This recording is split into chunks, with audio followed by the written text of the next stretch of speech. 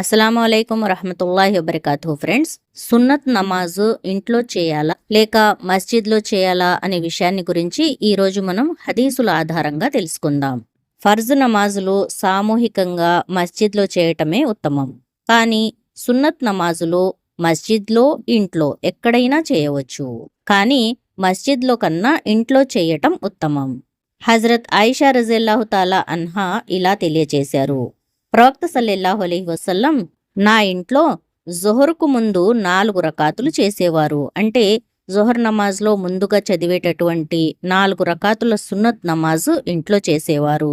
తర్వాత బయటికి వెళ్ళి ప్రజలతో కలిసి జొహర్ ఫర్జ్ నమాజు చేసేవారు.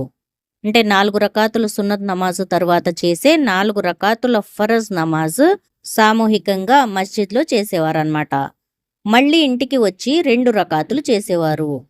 ఫరజ్ తర్వాత చదివే 2 రకాతుల సున్నత్ నమాజ్ మళ్ళీ ఇంటికి వచ్చి చేసేవారు. ఈ హదీసు ద్వారా మనకు తెలిసిన విషయం ఏమిటంటే, ప్రవక్త సల్లల్లాహు అలైహి వసల్లం వారు ఎక్కువగా సున్నత్ నమాజులు ఇంట్లోనే చేసేవారు. ఇంట్లో సున్నత్ నమాజులు చేసే అలవాటును చేసుకుంటే ప్రవక్త సల్లల్లాహు అలైహి వసల్లం వారి సున్నత్ను మనం ఫాలో అయినట్టు అవుతుంది. ఇంకా మనం ఇంట్లో నమాజ్ చేయటం వల్ల అది చూసి మన పిల్లలు కూడా మనతో పాటు నమాజ్ చేస్తూ ఉంటారు. అలా పిల్లలకు కూడా నమాజ్ అలవాటవుతుంది.